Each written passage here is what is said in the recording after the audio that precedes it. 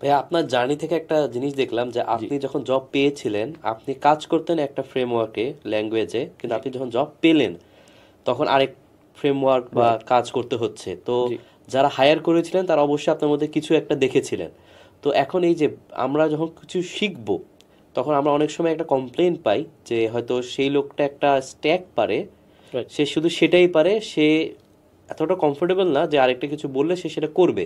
আমি রাইট, মান পারি, হ্যাঁ, এইটুকুই সাপোজ হয়ে গিয়েছে, কিন্তু সে যে আরেকটা কাজ আসলে করবে সেই কনফিডেন্সটা তার মধ্যে নাই। তো এখন একজন যখন শিখে আপনি কতটুকু বলবেন যে সে ফান্ডামেন্টালসে সময় দিবে তারপর ফ্রেমওয়ার্কে মুভ করা উচিত নাকি? কারণ আবার জব পেতে হলে অনেকে, আপনি বললেন যে অনেক অনেক জায়গায় ফ্রেমওয়ার্কটাই হয়তো দেখে। দেখে, তো রাইট। আসলে যারা শিখবে তারা কিভাবে ব্যালেন্স করবে যে ফান্ডামেন্টালস বেশি সময় দিব নাকি তারপর ফ্রেমওয়ার্কে যাব, নাকি ফান্ডামেন্টাল অনেক বেশি সময় দিলে আবার দেখা গেলো সে এক্সপোজারটাও পাচ্ছে না? আচ্ছা না, তো হুম, হুম, এইটার হুম। ব্যালেন্সটা কিভাবে করা যেতে পারে? এখানে আমার যেটা মনে হয় যে ওই যে individual person to person vary করবে, বাট এই জায়গায় মেইন জিনিসটা আমার মনে হয় ওই যে কনফিডেন্সের জায়গায়, আচ্ছা, যে হ্যাঁ।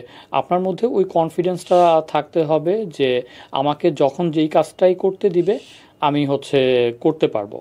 হ্যাঁ, আমাদের ক্ষেত্রে ম্যাক্সিমাম ক্ষেত্রে যেটা সমস্যা হয় সেটা হলো হচ্ছে যে আপনার ওই কাউকে দিবেন, সে ফার্স্টেই ভয় পেয়ে বলে যে ভাই আমার দ্বারা সম্ভব না, বা আমি এটা করব না, যেটা করতেছি সেটাই আমার লাগবে। তো এই মাইন্ডসেট থেকে হচ্ছে আপনার বেরোয় আসতে হবে।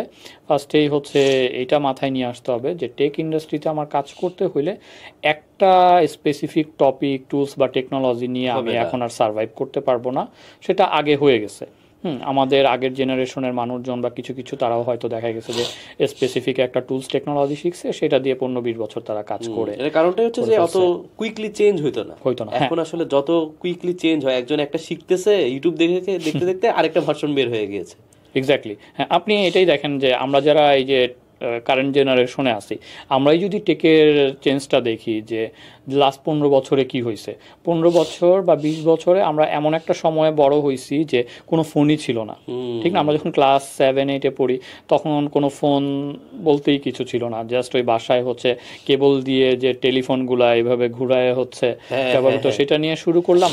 সেই জায়গা থেকে এখন দেখেন আমরা কোন জায়গায় চলে আসছি, যে হেডসেট দিয়ে আমরা একেবারে ভার্চুয়াল রিয়েলিটি এমন ভার্চুয়াল জিনিস রিয়েলিটি। দেখতে পারতেছি, মনে হচ্ছে যে একদম চোখের সামনে আমাদের সবকিছু। এখন আমরা শক্ত হই না, মানে শক্ত এমন হই না, একটা সময় হ্যাঁ, এসে হ্যাঁ, গেছে। এক্স্যাক্টলি, প্রথমে যখন আমি যখন শুনতাম যে ভিডিও কল করা যাবে, আমি আসলে খুব শক্ট হয়ে গেছিলাম যে কিভাবে সম্ভব, সম্ভব, ও কিভাবে করছে, আমি কিভাবে দেখবো। বাট এগুলা আস্তে আস্তে এমন ভাবে সময় লাগতো, তো তখন এক্স্যাক্টলি। শকিং কাজ করতো, সারপ্রাইজ হয়ে যেতাম। এখন আসলে যাই বলেন, ও এটা তো সম্ভব মনে হচ্ছে। হ্যাঁ, হ্যাঁ, হ্যাঁ। আর তার চেয়ে বড় কথা হচ্ছে যে দেখেন যে আমরা এই জিনিসগুলো দেখে আসছি, যতটুকু না অ্যাডাপ্ট করতে পারি, এখনকার একটা বাচ্চা ছেলে যে 5-6-এ পড়ে, ও এখন একটা ডিভাইস নিয়ে নিজে নিজে শিখে ফেলতেছে, আমাদের চেয়ে বেশি বোঝে কিছু কিছু ক্ষেত্রে। মানে সব কিছু হুম। এতটাই নর্মাল হয়ে গেছে 15-20 বছরে, এখন ধাপ করে খুব এক্সাইটিং ইনোভেটিভ কিছু আসলেও আমাদের কাছে মনে হয় ও ওকে, এটা তো হওয়ারই ছিল, বা হুম। এমনই। তো ওইটাই আর কি, যে ওইভাবে আমাদের ইন্ডাস্ট্রিতেও যেহেতু এটার ইম্প্যাক্ট পড়তেছে, যে আগে আমি একটা জিনিস শিখলেই আমার হয়ে যেত, সেটা আর এখন হুম। হচ্ছে না। তো এই জন্যই আর কি, যে ওই মাইন্ডসেটটা এমন রাখতে হবে, বা আমি সাজেস্ট করবো যে যারা হয়তো এই পডকাস্টটা দেখবেন তাদের জন্য, যে ভালো মতো অ্যানালাইসিস করেন, বুঝেন যে হ্যাঁ এইখানে আমার কি কি করতে হবে, কি পরিমাণ আমার ব্রেইনের এফোর্ট যাবে, ক্রিয়েটিভ ক্রিয়েটিভিটি ব্যবহার করতে হবে, লজিক্যাল রিজনিং, ম্যাথমেটিক্স, অন্যান্য বিভিন্ন বিষয় বুঝতে হবে। যদি আপনার মনে হয় যে আপনি মেন্টালি এই প্রেশারটা নিতে হুম। পারবেন, এবং এই পরিমাণ আপনার পেশেন্স আছে, ধৈর্য আছে, অলওয়েজ সারা জীবন শেখার উপর থাকতে হবে, তাইলেই আপনি আসেন, নইলে আসার দরকার নাই। অনেকে হয়তো ডিমোটিভেটেড হয়ে যাবে, বাট এটাই রিয়েলিটি আর কি। না, আপনি মনে হয় যেটা বলে ফার্স্ট ইয়ারের কথাটা, এক্স্যাক্টলি সেটাই কিন্তু এখানে করলে সেই প্রবলেমগুলো আর হবে না। হবে না, সে সেই ফার্স্ট ইয়ারে অ্যানালাইসিস করে বুঝতে পারবে। আর এক্স্যাক্টলি, ডিমোটিভেটিং বলতে ভাই শুরু করার আগে বুঝতে পারাটাই বেটার, এক্স্যাক্টলি। তাই না? যে রাদার দেন হচ্ছে সে 1-1.5 বছর ট্রাই করার পর সে বুঝতে পারতেছে যে না আমার দ্বারা সম্ভব না, সম্ভব না, তাহলে তখন কিন্তু আরো তার, ডিমোটিভেটিং। রাইট, তো আসলে রিয়েলিটি চেকটা যদি আগে দেয়া যায় তাহলে আই গেস তার জন্য ভালো। ভালো, এক্স্যাক্টলি। এক্স্যাক্টলি। হ্যাঁ, আমরা সবাই জানি যে হচ্ছে যে সফটওয়্যার ইঞ্জিনিয়ারিং বা টেক সেক্টর অনেক লুক্রেটিভ। মানুষজনের হচ্ছে অনেক কিছু আমরা দেখতে পাই, সুন্দর লাইফ লিড করতেছে, ঘুরতেছে ফিরতেছে, অনেক কিছুই করতেছে, বাট এগুলোর পেছনে হচ্ছে যে কিন্তু আসলে এইরকম দেখবেন যে স্ট্রাগল করে উঠে আসছে, অলওয়েজ হচ্ছে আপনার কি বলবো, যে একটা স্ট্রেসের উপর আমাদেরকে থাকতে হয়। হ্যাঁ, আমি যতই হচ্ছে বলি যে অনেক টাকা ইনকাম করতেছি, ঘুরতেছি, সুন্দর জব করতেছি, বাট আমি যখন কাজ করতেছি it's a very stressful job.